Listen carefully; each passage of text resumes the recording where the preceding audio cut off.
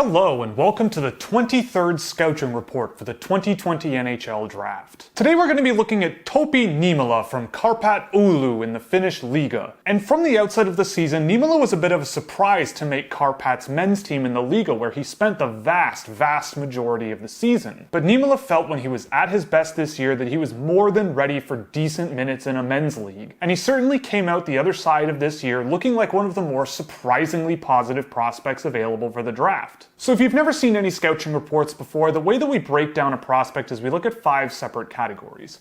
Think, move, get, pass, and shoot. Within each one of these categories, we give them a number and a letter grade, where the number indicates the overall tier of talent that I saw across the 7 games I tracked, and the letter indicates the overall consistency within that tier that I saw. So first we look at the think category, and right from the outset of tracking Topi Niemelä, it is very clear that he is much more of a patient, stay-at-home, defense-first style defenseman built for the 21st century. Defensively, with his positioning, he's highly responsible and on the more conservative side. He sticks to his opponents in the defensive zone like glue. He ties sticks up in passing lanes and shooting lanes extremely well. And he facilitates making breakouts a lot easier for his line mates when he's stuck in the defensive end. He's absolutely not the flashiest straight-line skater that you'll find, but he has enough mobility to diffuse pressure really effectively in his own end. He manages to find seams that are open to either him skating with the puck or passing the puck to a line mate to defuse that pressure, and he's willing to jump into the offensive zone up into the face-off dots to try to break out breakouts before they even start. But at times I felt Niemelä was a little too passive with his gap management, especially in transition. That might be because the pace of the game is a major step up in the Liiga from the Finnish Junior League,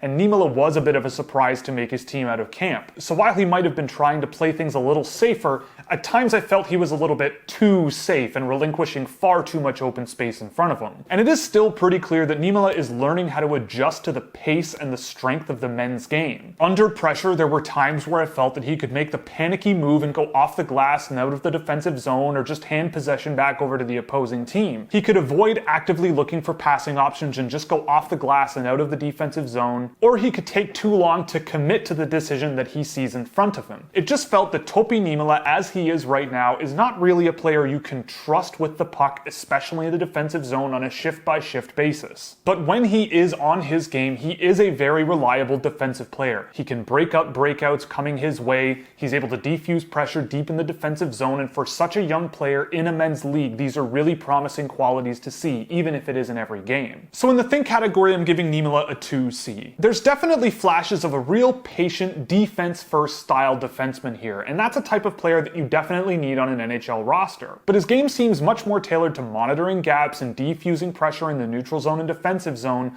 with a little bit of that offense sprinkled in here and there to push play positively. But while there were nice moments of offensive talent and puck-moving skill, there were some real head-scratching moments from Topi Niemelä where it just felt like he was a little bit overwhelmed with the pace of play in the Liiga. In one shift, he could be too patient. In another shift, he could be too hasty with the puck. And on other shifts, he simply just wouldn't have the skill or the raw speed from a standing start to evade that pressure as effectively as he could when he was really on his game. But this is a young defender playing in a good professional league on a very strong team, and he wasn't really expected to play a major role for this team this year. So a bit of a learning experience for this season for him is not completely out of the question, and I think his future prospects are relatively bright here. Next we go to the move category, and as I alluded to in the previous category, there's nice flashes here of Topi Niemelä being a good puck-moving defenseman that can move his feet really effectively in all 4 directions. But generating speed, especially after defensive cycles have been broken up in his own end, is a bit of a weak point for him right now. And there is good skill with his hands to create space and navigate into open ice, but it wasn't there every game. But again, when he's on, he's more than agile and shifty enough to evade pressure and navigate himself into open ice. I saw him on multiple occasions drawing defenders all over the ice and making sneaky little passes to line mates to push play in the offensive direction.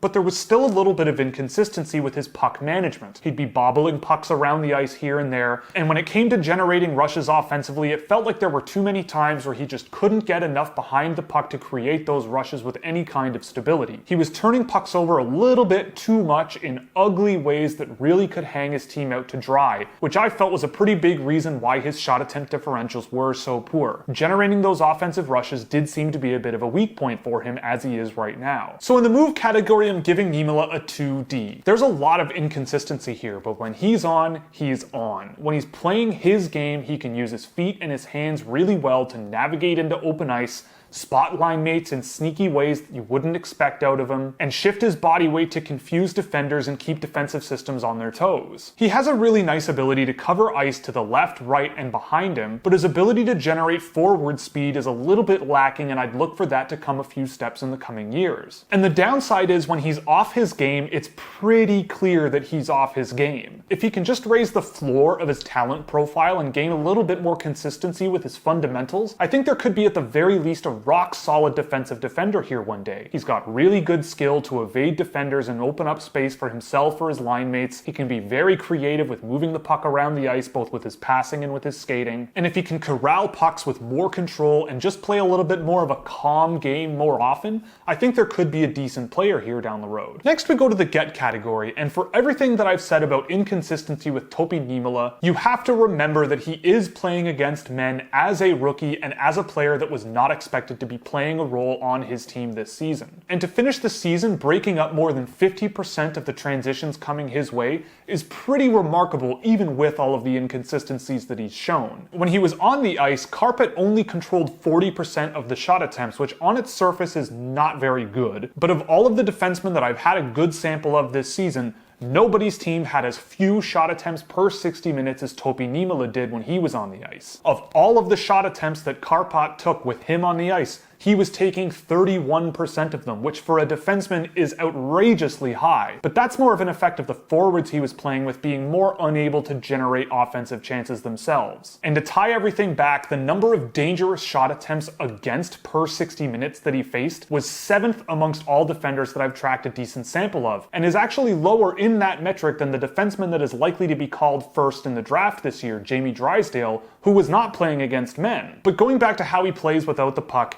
he is very fluid on his feet when he's really on his game, and he's able to cover ice really well and choke out breakouts more often than not. And while he isn't the most physical player along the boards, he does show the ability to engage physically if need be. But he definitely is a stick-first style defender. He seemed very calculated about how he used his stick to break up those transitions, but when it comes to turning play around, he doesn't really do that as often as simply just breaking the play up and having line mates bail him out from there. That can burn you from time to time and prolong extended defensive cycles, but I think with more training of his explosivity and speed generation, he should be able to chase down those loose pucks he creates and turn play around a little bit more often as time goes on. And another interesting thing I noted with Niemelä was that he seemed very willing to use his stick to stick check the opponent's stick. Rather than slashing directly at the puck, he often seemed cleverly able to go at a player's stick to create those loose pucks. And to me, that's a pivotal part of breaking down defensive cycles, which is where I see a lot of high-end young defensemen having a little bit of trouble. When plays hemmed in your own end and you can't seem to keep up to your opponent's cycle, being able to get your stick onto your opponent's stick and move that puck in any kind of an unexpected direction can cause a loose puck, and if you or a line mate can chase that loose puck down and turn play around, then you've got yourself an offensive rush. Niemelä seems well on his way to being more than capable of doing that on a consistent basis against men right now. With a bit more training, I think there could be a lot of really nice qualities about his game away from the puck here. So in the get category, I'm giving him a 1C. He's not the most physical defender, but that's not necessarily something that I'm looking for in a defenseman. His best asset is his ability to close those gaps effectively when he's really playing well, getting his sticks in the way of opponents and making sure he can cause those breakups and break down defensive cycles. All of these things to me are really important projectable skills that could take him a long way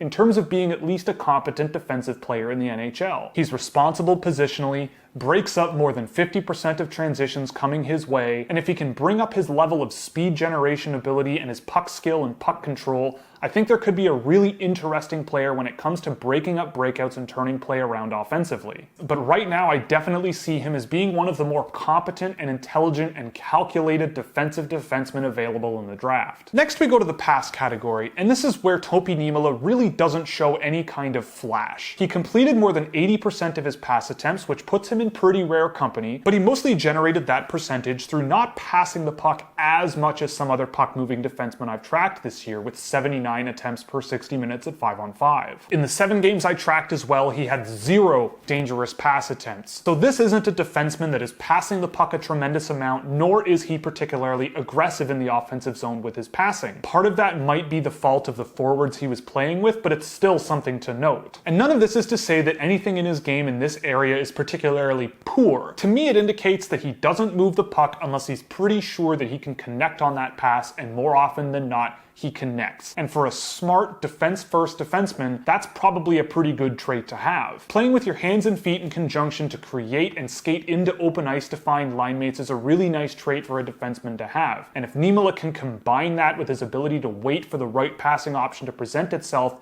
no matter how safe it might be, there could be an interesting puck-moving defender here one day. He did show nice flashes of patience, especially with making decisions that might be a little bit dangerous if you make those decisions haphazardly. Things like cross-ice passes in the neutral zone are ripe for pickoffs, but it felt like Topi Niemelä was waiting for the right time to make those passes and make sure he can complete them. And taking those kinds of attempts and ending up completing on over 80% of your pass attempts is a good combination to have if you just want that responsible, conservative defenseman on the ice. So in the pass category, I'm giving Niemelä a 2A. He's just a rock-solid, responsible passing defenseman. He doesn't pass the puck as much as some other defensemen I've tracked, but he does complete a significant number of his passes. He shows nice flashes of patience to make the right pass rather than the first one that presents itself to him, and I definitely felt that how he plays right now, he's more of a liability with his puck control rather than his passing, and I feel like puck control is something that's much more easily trained rather than making the right passing decisions. So it's easy to see that there's good potential for a defense-first defenseman who can both skate with the puck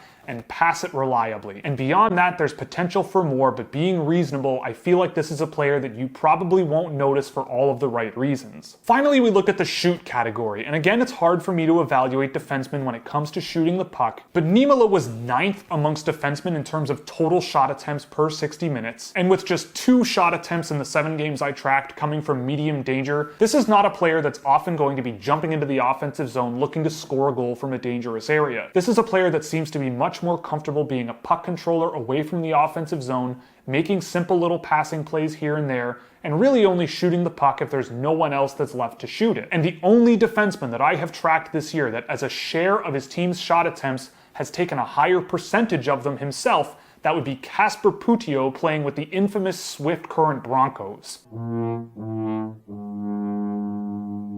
So in the shoot category, I'm giving Niemelä a 2B. I'm not really sure exactly what his projectability is here. I felt that his shot was pretty quick and he's able to transmit a lot of force behind his shot from the point, but I really don't think that he's going to be a real high-end goal-scoring defenseman. But as a more active shooter that steps up into the offensive zone looking for goal scoring on his own stick, I don't really see that type of potential here for Niemelä, which I don't think is necessarily a bad thing when you look at his game as a whole. So the way that we wrap up these reports is we look at the best part of a player's game, the good part of a player's game, and the not so good part of a player's game. The best part of Niemelä's game is his overall defensive intelligence. He's able to pick his spots really, really well and just make the right conscious decision that makes the right defensive play first. He's highly active when it comes to applying pressure on forecheckers with his stick. He clogs up rushing lanes and passing lanes really well and plays a responsible defensive positional game. And when it comes to defusing offensive pressure, he just seems to show a real high level of maturity that you don't often see with young players, especially ones playing against men. The good part of his game was inconsistent, but when it was good, it was really promising. His ability to defuse pressure and generate rushes on his own feet with his hands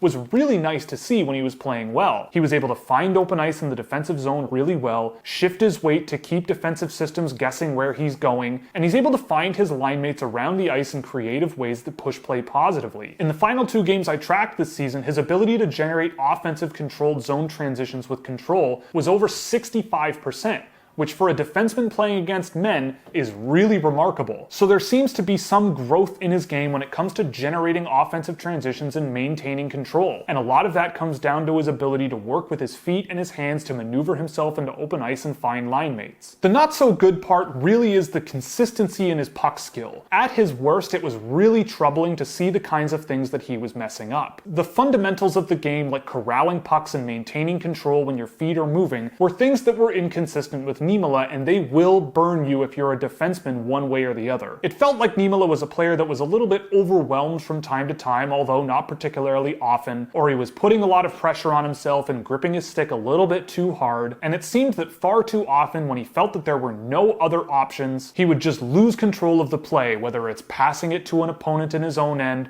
dumping it out of the defensive zone and handing possession over, or just losing control of the puck and causing a turnover. But I think with more time and experience and more reps, especially with a good program like Kärpät, I think he's going to be a good defensive defenseman first, and from there there's potential to be something more in terms of a puck-rushing and puck-moving offensive defenseman. But that might be a little bit of a ways away, and he still does need to work on these fundamentals a little bit more over time. So overall, I'm giving Topi Niemelä a 2C. He is to me the definition of a defenseman that isn't necessarily flashy, and you won't notice for all of the right reasons if things go well for his development. There might be issues flexing whatever offensive tools he has down the road, but I think this is a player that you draft for the talent that he shows, expecting him to be more of a defense-first player down the road. He's a highly intelligent, conservative, passive defender that's able to complete the pass attempts that he takes, with good flashes of mobility and skill so he can find open ice and skate himself into it to create rush opportunities. There's nothing particularly flashy about his game, but when he's playing his game well, he's playing his game well against Liga competition, which is very noteworthy. And while when he's not playing his best hockey, he can be a bit of a liability, I've learned to trust players when they show you what they are at their best. And I've only got a good sample of 3 defensemen who have played some or all of their season against men's professional competition so far. And of those 3, Niemelä is the best in terms of maintaining control in offensive zone transitions. And when you remove low danger shot attempts, even though his shot attempt percentage was 39%,